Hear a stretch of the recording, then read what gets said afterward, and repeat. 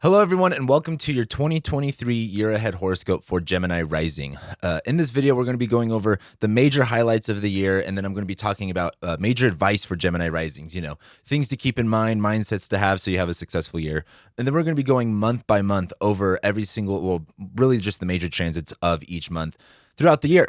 So make sure you like this video so you can keep track of it and come back to it throughout the year. As well, let me know in the comments below what months are you looking forward to, what months are you not looking forward to. Do you have any plans that you have that you want to do over 2023, and does the astrology line up for you in that way? If so, let me know. But anyway, this is a two-part video series. I made a video going over just the major transits of 2023, not talking about any zodiac signs and how it relates to them, but I get to dive deep into what the transits will symbolize, what they will look like. And so I want you to watch that video, and then you can come back to this video and be able to relate it more personally to yourself. So anyway, welcome. Let's go ahead and get started with it. So the first major transits that the major transits that we have in 2023 are pretty simple, but it's kind of a lot. Saturn's going to go into Pisces on March 7th. This will actually be a really big deal for the Gemini risings. Saturn will now be angular in your chart for a little while. Pluto's going to go into Aquarius.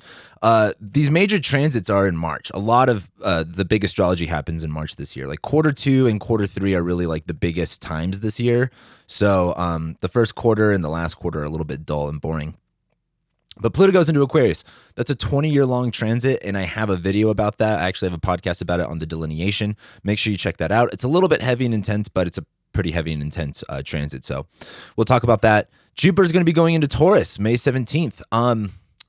It's funny. I like this for most people, except maybe the Gemini risings. This might be a little interesting for you guys. It should be good, but it's just in a weird place in your chart, and we'll talk about it.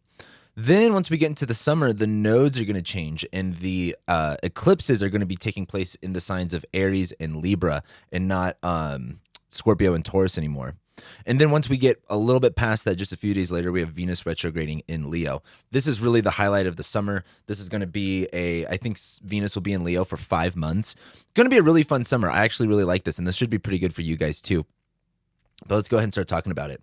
So, well, actually, let me go into advice first. Okay, so speaking of Saturn going angular in your chart, this is why I said this. Taking responsibility in your work and your career. You are going to be given more duties, more responsibilities, more authority, and more control. And that might be something that you ambitiously take on, or that might be something that you're kind of given, not necessarily by choice. But this is going to be a really big year on, again, taking responsibility, taking control, especially in your workplace, especially in your career. You might be dealing with limitations and authorities that might get in your way, but this is really a time to step up if you've been looking to make step ups in work. Balance between friends, networks, and alone time. This is really important because a lot of your chart, the 11th and 12th house axis, or the 11th and 12th houses, are going to get activated a lot this year. And those two houses have to deal with friends and hidden enemies and isolation. And so there's going to be this weird, it's just going to be important for you to kind of tune in of when should you be socializing and when should you be more alone and, private and working on your own stuff. And there's a lot of change in friends and relationships and people that are close to you, especially when it comes to siblings and neighbors and people within close proximity. There's going to be a lot of change going on there. So I think this will be an interesting year in terms of social influence and those that are around you, because again, you're doing a lot of socializing and then also doing a lot of isolation. So let's talk about it. So the two major highlights that we have for January is Mars stationing direct. You guys are really going to love this one. Mars has been in Gemini since August. So August, September, October, November, December. January, Mars finally starts to move forward. Again, it's in your first house, self, body, your image, prominence, personality. The first house is a pretty major house. That's not happening until the 12th. And the only thing I really want to say about that is, if you are expecting a really big push forward for the new year, New Year's resolutions, it might be a little bit delayed. It might not be until Mars stations direct and Mercury stations direct. However, before I talk about that, I meant to actually open up with this. I wanted to talk really quick about Jupiter in Aries. So Jupiter actually enters Aries. Technically it entered Aries in May of 2022, and it stayed in Aries from May, June, July, August, September, and pretty much until October. Jupiter then went back into Pisces, and there was this bigger focus on work, career, and then once we start the new year, Jupiter is going back into your 11th house of friends, network, society. And so for the first quarter of the year, essentially, Jupiter is going to be expanding your friendships, expanding your network. So when we get into the new year, this pretty much happens right before New Year's Eve.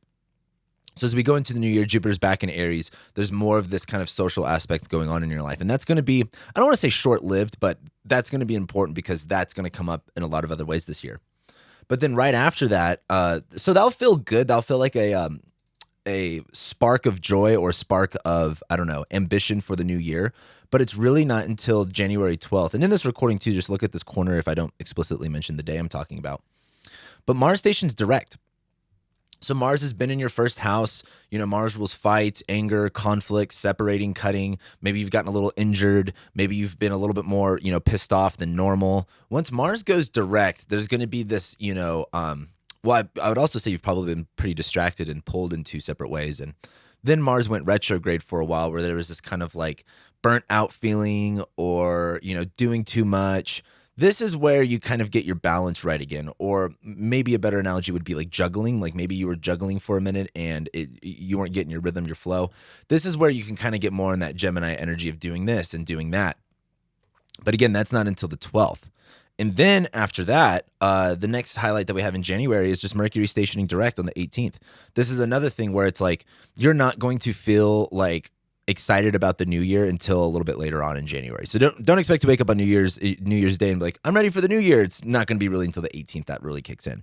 Mercury will station direct after a retrograde in your 8th house. So this has to do with other people's money, death, taxes, the occult, secrets, other people's business. You were really involved in other people's business for whatever reason. Because Mercury rules your ascendant, right? It's your ruling planet, and it's been in the 8th house of literally other people's stuff and retrograding. So maybe you've had to borrow other people's things. You've had a bigger focus on other people's stuff, whether that was, because you needed it or because you needed to handle some stuff. But once we get to the 18th, Mercury will station direct where it's kind of like everything kind of gets organized. Everything gets structured a little bit easier. The plans are a lot clearer.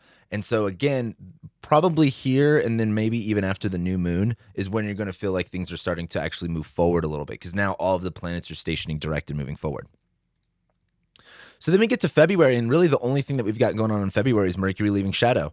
So again, Mercury's going to go retrograde pretty much like 2 days before the new year. So this, Mercury will be in shadow the end part of December. It'll station retrograde over the new year. You're going to be, going over all your plans and it's in your 8th house. So other people's stuff, there's going to be like a delay. There's going to be like a miscommunication.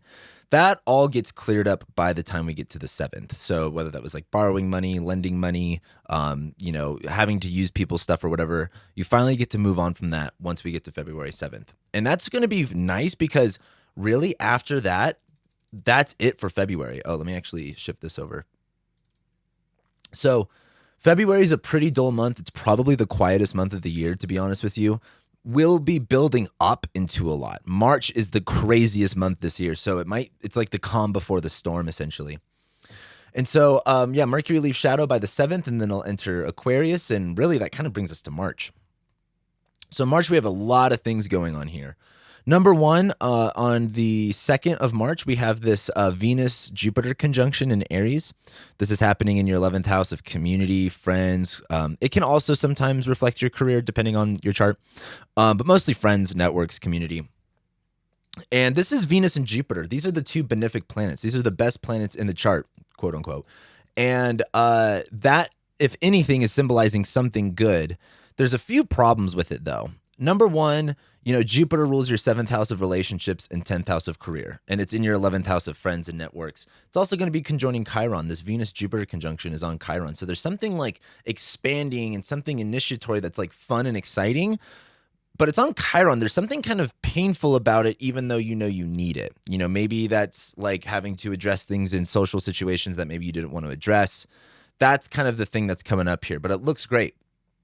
The only thing I don't like is Venus rules your 12th house of like hidden enemies, and it's in detriment on Jupiter. So I feel like there might be this thing of kind of like being maybe in a big friend group, but maybe there's someone there that you don't like, or maybe there's some part of it that feels a little, harsh and insensitive and a little, Venus in Aries likes to be a little bit like playful in the sense of like, being mean or something like that.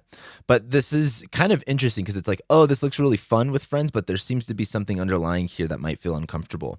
Venus also rules your fifth house of like love, romance, sex, pleasure, partying, and things like that. And it's fallen in the 11th house. So maybe you're just hanging out with a lot of people that, while it might be fun, maybe it's not the best for you.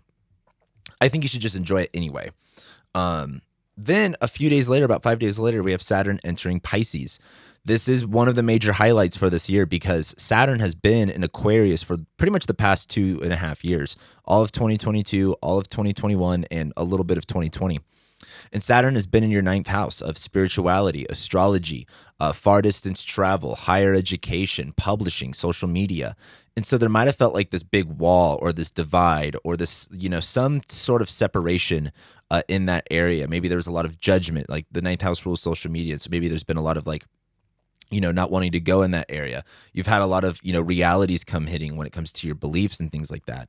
We're finally over that. And now Saturn is going to be entering your 10th house of your career, your legacy, your reputation. And this is really important because this is going to be what's kind of going on the next 3 years for you. So this is a lot of, growth, maturity, responsibility in your career. Saturn rules your 8th house of shared resources and other people's money. And it also rules your 9th house of teachers, astrology, spirituality, publishing, and it's in your 10th house. So there's something about access to other people's resources as well as, media or publishing or teaching that is going to be intertwined into your career over these next 3 years. And that really starts in March. Let me actually fast forward it for you guys. And again, this is a 3-year long transit. So, this, you might wake up one day and it feels completely different, but this is a long-term thing. And I really like this for you guys. Saturn going angular is, on paper at least good. While it might be challenging though, there's going to be a lot of limitations and walls and authorities that you have issues with.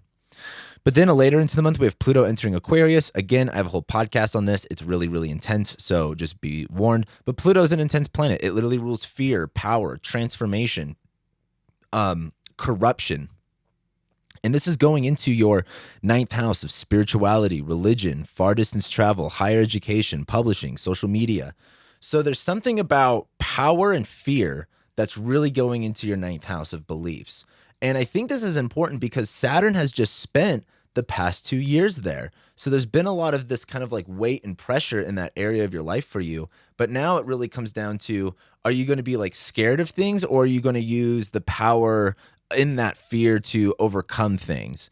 And so this is a 20-year long transit. Don't expect this to all make sense. This is a transformation process over the next 20 years, but there is going to be a vibe shift when it comes to your beliefs. And there's going to be this fear power dynamic that kind of overcomes you. And it's really the question of, are you going to bow down to fear, or are you going to, rise above it and use that fear as, fuel for power? So we'll see. And then right after that, at the end of March, this is also a really big transit, is Mars enters Cancer. This is a really big deal because Mars has been in your first house for 8 months at this point. We had a whole retrograde that was probably really frustrating and annoying and distracting. And then Mars finally leaves Gemini and enters your second house, money, finances, possessions, all of that fun stuff, right? And so the problem with this is Mars is going into its sign of fall. So what this means is Mars doesn't do well in Cancer. Mars is usually offensive. Mars is like, I want to fight, separate, I want to do. Cancer is about like nurturing and protecting. So Mars in Cancer has to be kind of on the defense of things. And Mars is going to go into your second house of money, finances, resources. It will be making this trine to Saturn. So there's something really constructive about it. This has something to do with your work and your career. But my only question is like, do you get like a pay cut? Do you have to pay more money? Mars also rules your 6th house of like your work, your labor, and your routine, and it's going into fall into your second house. So maybe this is like, maybe you run out of, money, or you need to do some work for money that maybe you don't like, but it's there, it's available. There's something that you're going to be more protective about when it comes to your finances starting at the end of March. And what's also important about this too is Mars heats things up. It heats things up. And this is in your second house of money. So Mars is really good at burning cash in your second house. So, try not to overspend. Try to be maybe a little bit more protective and defensive when it comes to your finances, and maybe, less is more in this case. But that brings us to April. So in April really is when everything starts to, like, we have all these transitions in March, and by the time we get to April, things are starting to really light up. First off, we have this Jupiter Cazimi in Aries. This is happening on April 11th. What's important about this is while we did have Jupiter dip into Aries last year in 2022, this is like a full transit in Aries. And it usually takes the sun's conjunction to Jupiter or any planet to really reset its energy. And that's what a Cazimi is. It's just when a planet conjoins the sun. And this is kind of resetting the story. And again, this is in your 11th house of community, networks, friends. And so this seems like a really, I don't want to say a brand new beginning with friends, but there's going to be some, what I would explain this as like a new person, a new vibe, a new hope when it comes to your friends. Let's say you got a new job. Since Saturn is in Pisces and your 10th ruler, Jupiter also rules your 10th house and your 7th house of relationships. So maybe this is making a new individual friend. Maybe this is, connecting more to the people that are in your work and in your career. It looks pretty good. It's definitely a highlight. It's definitely something to look forward to. But then about a week later on April 19th, we have the first solar eclipse in Aries. Now, at this point, the nodes are still in Taurus and Scorpio. That hasn't changed yet, but this is the first eclipse that we have in Aries. So this is really going to set the foundation for what the next few years have in store for us when it comes to eclipses. And again, this is in your 11th house of community, networks, friends. So, eclipses are like emergency situations that like kind of overcome you. It's like all of a sudden you have to do this. All of a sudden this is a big focus. And, and it's kind of for better or for worse kind of a thing. It's especially too when it's an eclipse in the sign before the node. This seems like really it's like we have that Jupiter Cazimi and then an eclipse is followed after. So it's almost like, something happens with your friends. Maybe you gain new friends. Maybe you're more out and about. And then this eclipse is kind of like, I would almost say something might occur that might feel very anxious, that might feel very intimidating. And what's interesting about this eclipse in your 11th house of friends and community and networks, and it's the North Node, right? This is like, there's going to be this hunger and this pull to be more with friends. However, at this point, the North Node's still in Taurus in your 12th house. You're still going to have this feeling of wanting to like isolate and go within and withdraw. But then right after that, literally, I think it's 2 days later, Mercury stations retrograde in Taurus. It's going to be on April 21st. And this is what I think is interesting. Because the 12th house, of course, rules isolation, self-sabotage, repressed thoughts, feelings, hidden enemies. And so it's like you have this eclipse in your 11th house of friends, and then all of a sudden Mercury, your ascendant ruler, goes retrograde in the 12th house. So this might feel like, maybe you had a bunch of friends, or maybe you thought you did, and then something happens where maybe there's some type of falling out. Maybe you say something dumb because your Mercury is your ruling planet and it's retrograding in your 12th house. So like, or maybe this is getting overwhelmed with anxiety with people and just like wanting to shut off. Mercury retrogrades are a time of rethinking and re-strategizing. And this is in Taurus, so this has to do with like rethinking value, rethinking security and safety and stability. And it's in your 12th house of like isolation, alienation. And so it's the way I look at it is it's kind of weird that there's all this 11th house energy of friends, and then there's just like this rethinking part of like hidden enemies. So there's going to be some weird transition when it comes to friends and your own like anxieties about it, and whether or not it's like people going out of like people sabotaging you or you sabotaging yourself with these relationships. So let me know which one is which for you in the comments. So then we get to May. And then we have our last lunar eclipse in Scorpio on Cinco de Mayo. The nodes have been in Taurus and Scorpio since January of 2022. And I made a whole video about that. If you haven't seen it, you should check it out.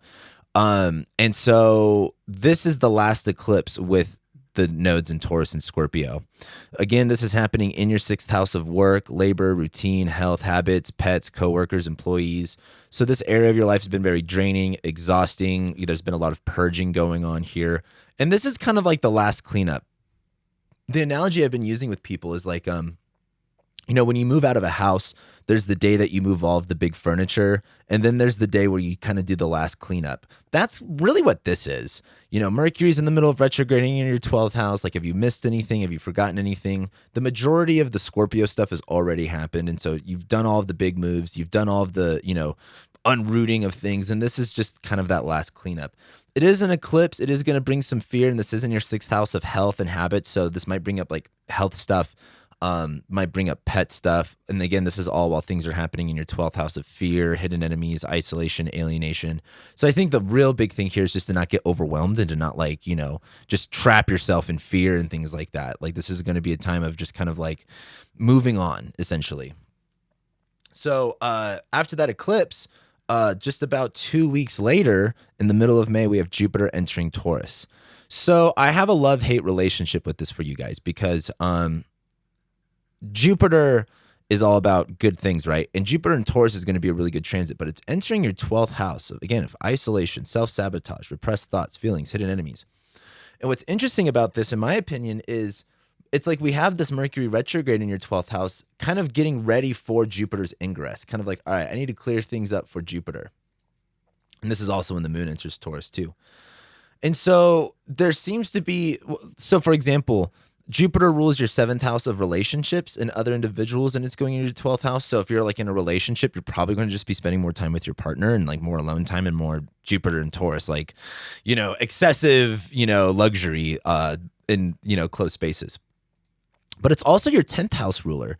And what's important about this, I don't actually talk about this in this horoscope, but Jupiter is going to be making a sextile to Saturn. So there's a lot of support here with your 9th and your 8th house and your 10th house coming from the 12th house. So this is good for career and work, but this seems to be maybe like working from home, being more by yourself when it comes to work, maybe not working with others as much. Maybe you're hanging out a lot with coworkers and maybe this is a time where you don't necessarily do that. There's a lot of abundance and there's a lot of, opportunity in your 12th house of isolating and alienating and kind of going within and withdrawing. So that'll be really interesting. I don't know how I feel about it exactly. So this would be a really good time to kind of get in the back of your head, withdraw from things and reflect on things, right? Jupiter's all about like finding gratitude and hope. And, sometimes you need that deep isolation to get that. So then we get to about 5 days later and Mars enters Leo on the 20th. Now, typically Mars ingresses aren't that big, but the few Mars ingresses that we have this year have a lot going on. And this is important because Mars is going to enter your 3rd house and we're going to be having a Venus retrograde in this house. So this is kind of activating all of the Leo stuff initially. It's entering your 3rd house. The 3rd house rules communication, technology, short distance travel. It also rules siblings, family members, people that are around you, that are close to you, but mostly communication and also like daily habits too, but it's a little bit more complicated. So once Mars enters Leo, what's also significant about this is that it goes opposite Pluto and squares Jupiter. So it's like we just had Pluto go into your 9th house. There's all of this power and transformation going on with your beliefs and, how you, put yourself out there. And Jupiter in Taurus is like, withdrawing, going a little bit more within and finding more abundance there, but they're going to be at odds with each other. But then Mars goes into Leo in your 3rd, and it sounds much more expressive of like, resistance. Like Mars and Leo in the 3rd is like maybe, Mars rules fights and conflicts, and it's in your 3rd house of, also cars. This could be car issues, short distance travel, siblings, neighbors, and it's squaring Jupiter. So it's like, this might be a rough time with relationships. This might be a rough time with people. Maybe your ego gets in the way. Maybe their ego gets in the way. Maybe their pride gets in the way. Those are going to be things to check on. But that kind of kicks off really the Venus stuff, essentially. But then we get to June, and the first thing that we get in June on the first day is Jupiter conjoining Rahu, or otherwise known as the North Node. This is important because the North Node is this, it represents where the eclipses are at on the, northern part of the ecliptic. But the North Node is like this pull, this urge, this drive, this hunger, this desire for something. And it's been in Taurus of like, stability and safety in your 12th house of like your subconscious. So there's been this like, I need to get it together back here and I need some stability because I'm a Gemini and I'm going crazy. There is going to be this really big overconsumption of this. So like the problem I have with Jupiter conjoining the North Node is that it's going to be easy to overconsume whatever it is that you're trying to consume. And again, this is in your 12th house. So this could be like really self-sabotage mode. This could be like really going within. And I think the most beneficial way to deal with this is like doing the Saturn stuff, since Saturn, like Jupiter is going to be sextiling Saturn.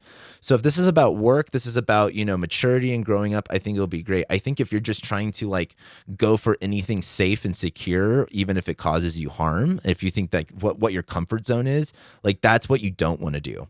And Mercury also leaves shadow on this day and starts to enter new territory. So now there's this whole bigger focus on your subconscious and fears and things that you repress and hidden enemies too. Your 7th house rulers in the 12th house. So this might even bring up a lot of stuff with partnerships.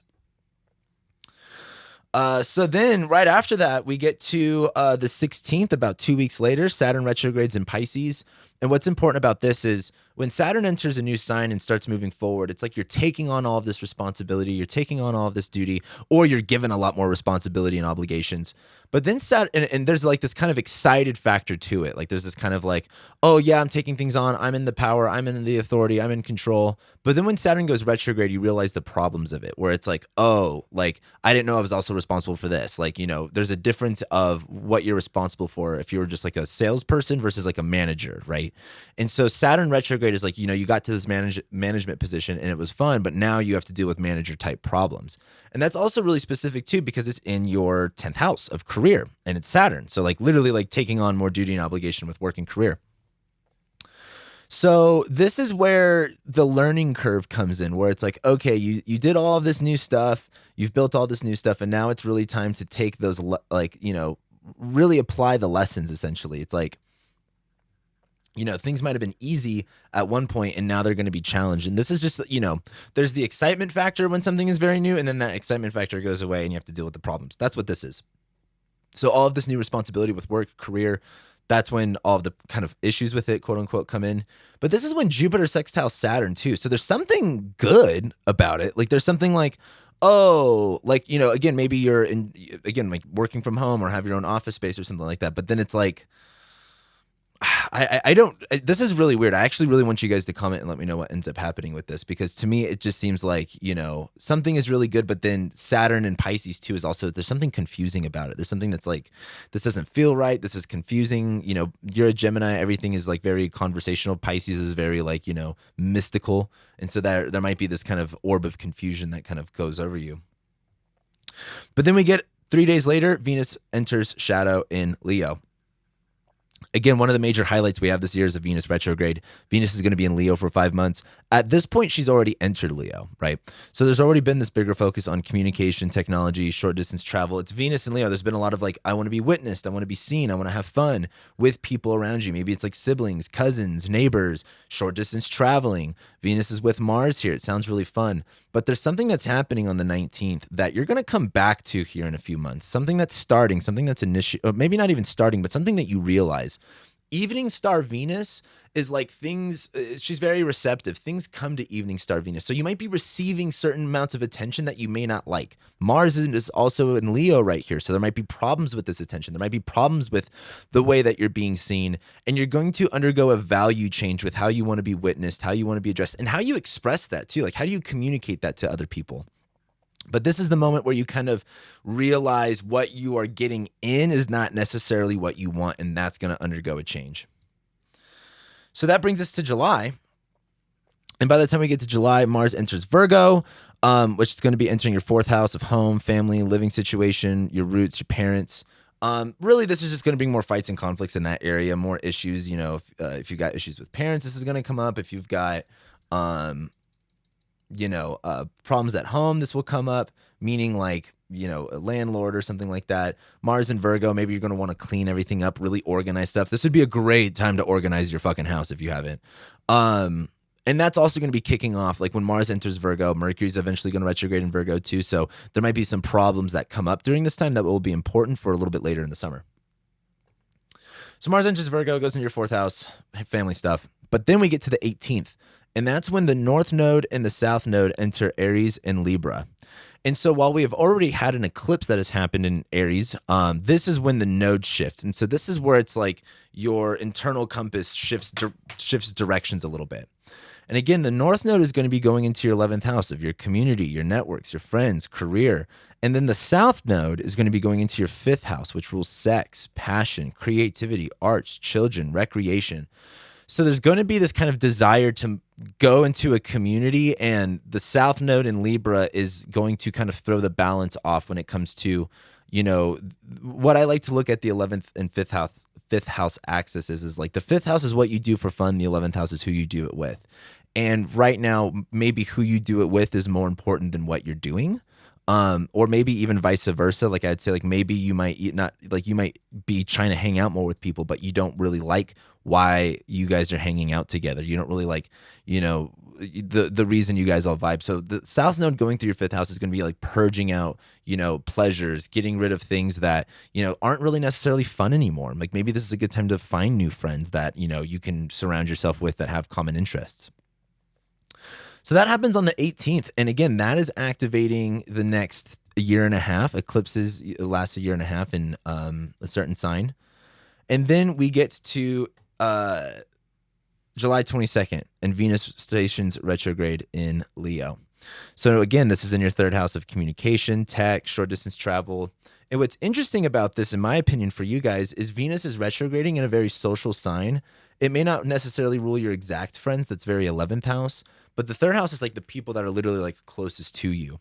And so Venus retrograding here is, Venus not only rules your 12th house of like fear, subconscious, hidden enemies, it's going to go retrograde in the third. So there might be this way that you kind of change your day-to-day lifestyle or the way that you express yourself to get over fears or to get over certain insecurities, because Jupiter's in your 12th house and there's a lot more thought going on here. There's a lot more processing of like, what do I believe about myself? Where am I insecure? What is going to actually make me feel secure and grounded?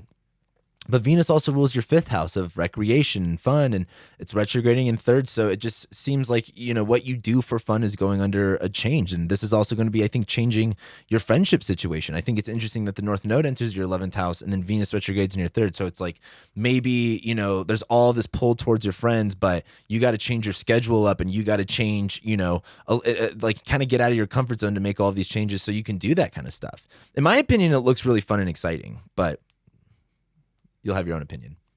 Then we get to August. And so like literally 2-3 weeks later is when we have the halfway point of the Venus retrograde.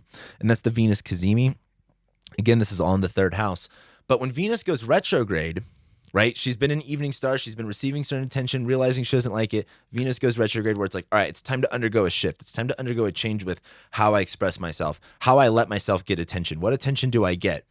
And then once we have the halfway point on August 13th, that is really where, there is a certain excitement about initiating a change.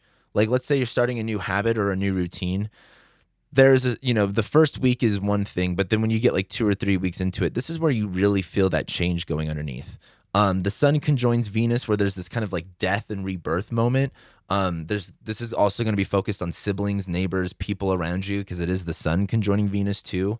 But there is going to be this really big shift in your attitude towards, how you connect to people, how much, visibility do you let people have, or how much visibility do you let people give to you versus how visible do you even want to be? A lot of this might be for some of you guys like wanting to hide away more. Like maybe you're very out and open in the public. Maybe you need to withdraw that a little bit. And for others, maybe it's time to get out of your comfort zone and be more expressive.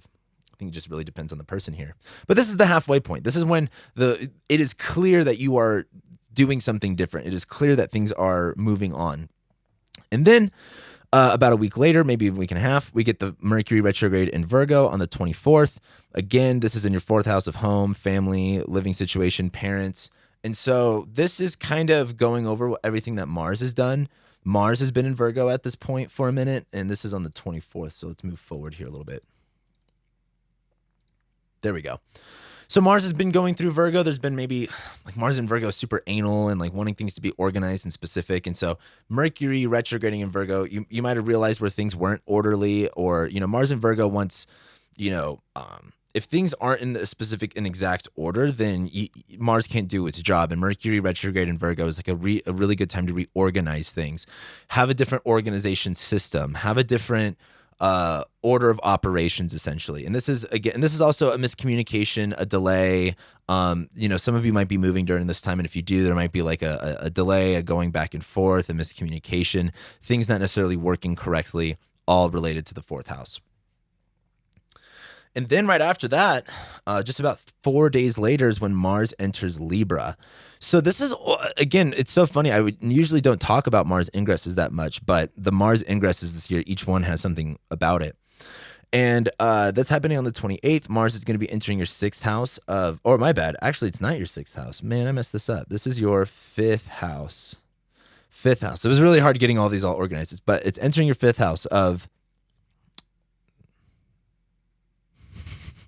We're just going to cross that out. It rules sex, love, relationships, vices, partying, art, music.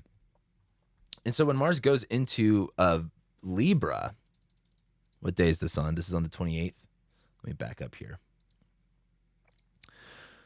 Mars rules your 11th house of friends and community, and it's going to be entering detriment in your 5th house, where there might be this kind of sense of like maybe doing things for other people even though you don't want to. Mars in Libra, Mars likes to like fight and be confrontational. Mars in Libra is very passive and indecisive, and it's going to be in your 5th house of love, romance, sex, pleasure.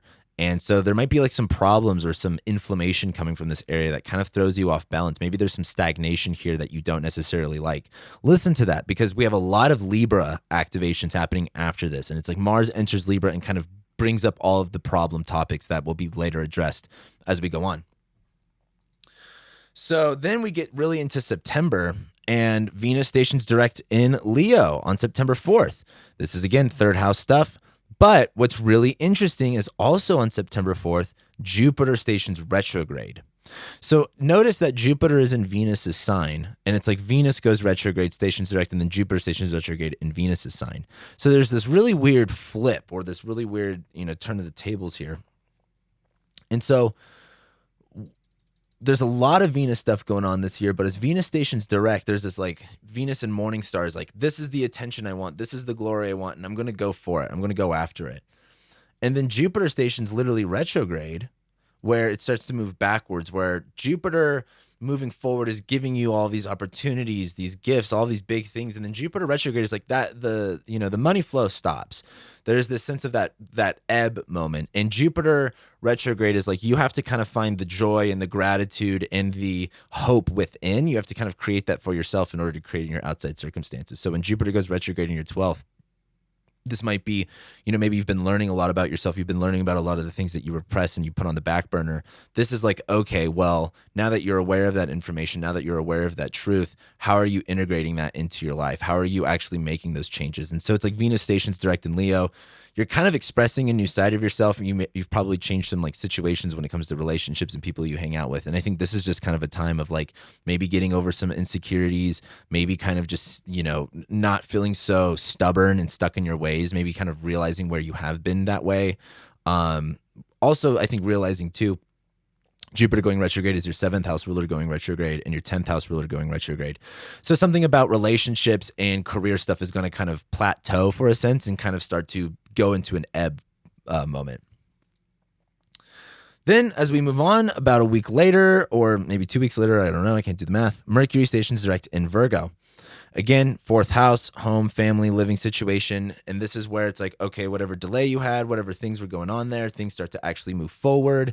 Things are cleared up. The plan is set to go. So it's like, Venus stations direct, she's moving forward. Mercury stations direct, it's moving forward. A lot of things by the middle of September seem like they're like on their way moving forward, which is funny because that actually brings us to October. There's a few things in October that are kind of hardcore.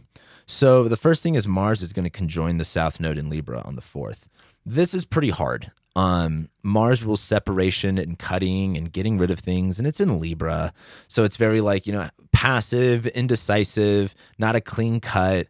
And it's in your 5th house of sex, passion, creativity, arts, children, recreation. So there's something that you've got to get rid of here. Like Mars conjoining the South Node is very like purge time, getting rid of things. It's your 6th house too. So the 6th house rules health and day-to-day activities and work and labor. Maybe there's some like vices you guys need to drop. This would be a really excellent time to get into that.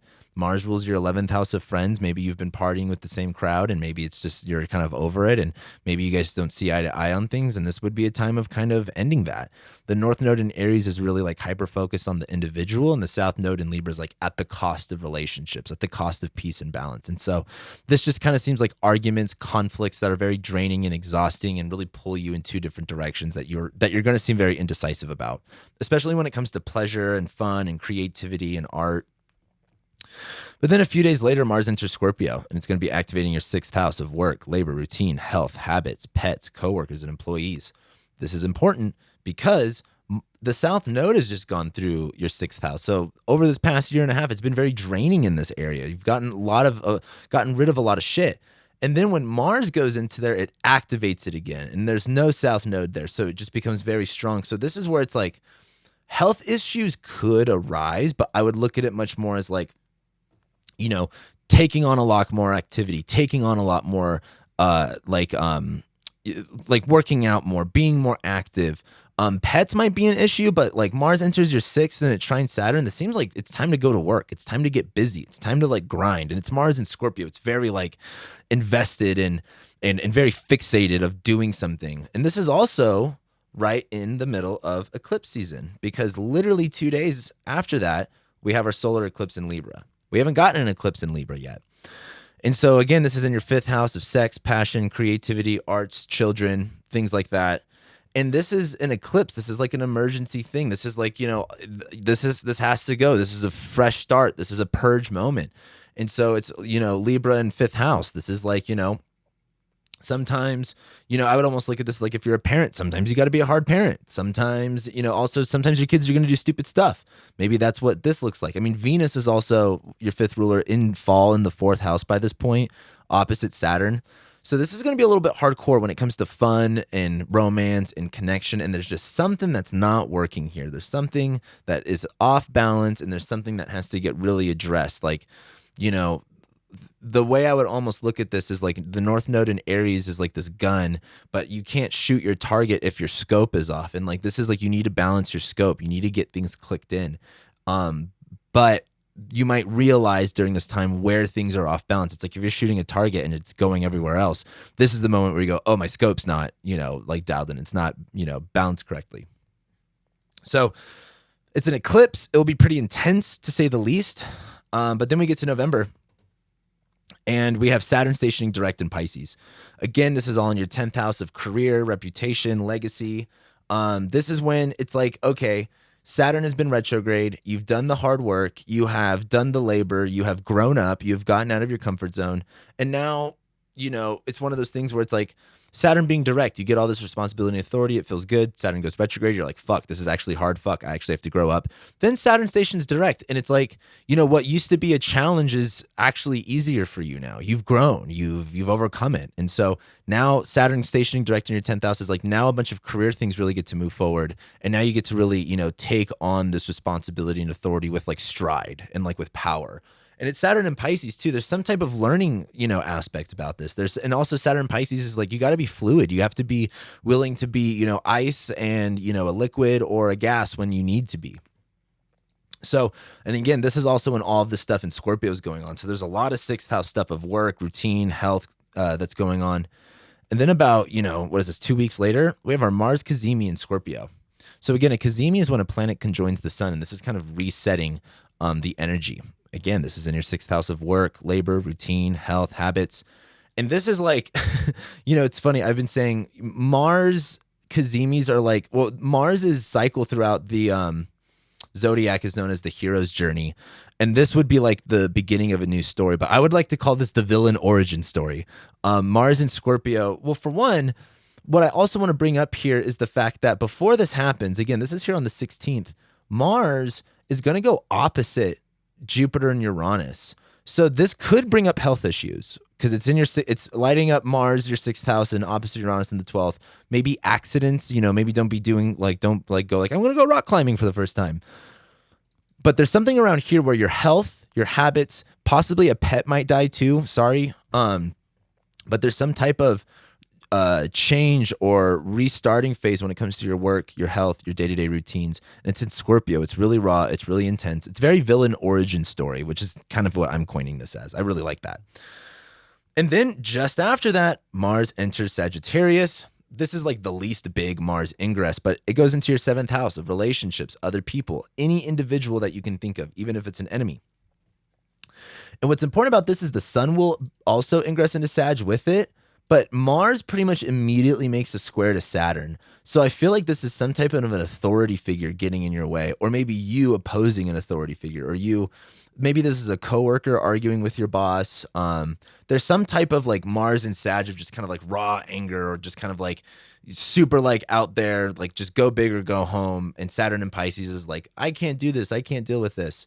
So this seems just very like frustrating when it comes to relationships, especially this is probably going to more so manifest in your working life, like people that you work with. But there's a lot of frustration and confusion of where to go. Mars and Sag is like, I want to go this way, but Saturn and Pisces is like, well, we can go anywhere. So it's going to feel very confusing. And as a mutable rising sign, you're going to feel a little bit, frustrated and maybe overwhelmed. But then we get to December and we have Mercury stationing retrograde in Capricorn. So what's funny about this one is that it stations retrograde at the exact same degree that Mercury stationed direct on earlier in the year.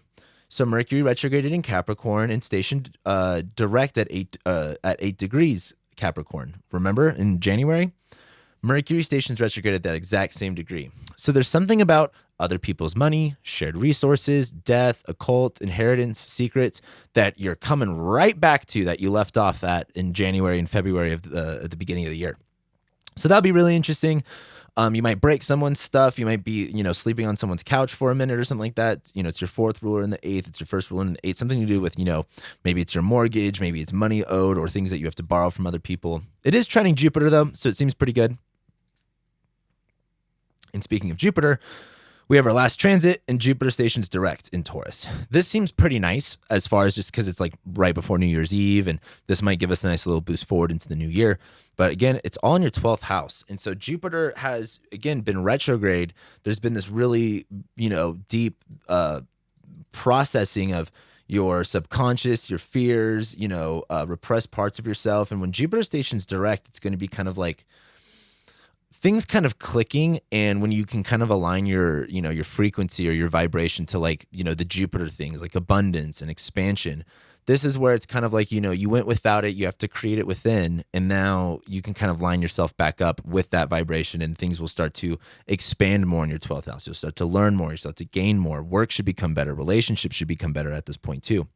And this is also when Mercury comes back into your 7th house and Venus goes into your 7th house. So relationships will work out a lot better at this point. But that's it. That's this year. That is everything that's going on. So let me know what your favorite highlights are of this year for you. If you want to know more about what this year has in store for you, feel free to book a consultation with me so we can go into the exact details of your chart. Make sure you like this video, come back to it throughout the year. Let me know what I get right. Let me know what I get wrong. And yeah, if you haven't already, subscribe to the channel for more content. I'm going to be having a video on Saturn and Pisces and more content about Jupiter and Aries and Taurus. So make sure you subscribe so you get those notifications. So with that being said, thank you guys so much for being here, and I'll be seeing you next time.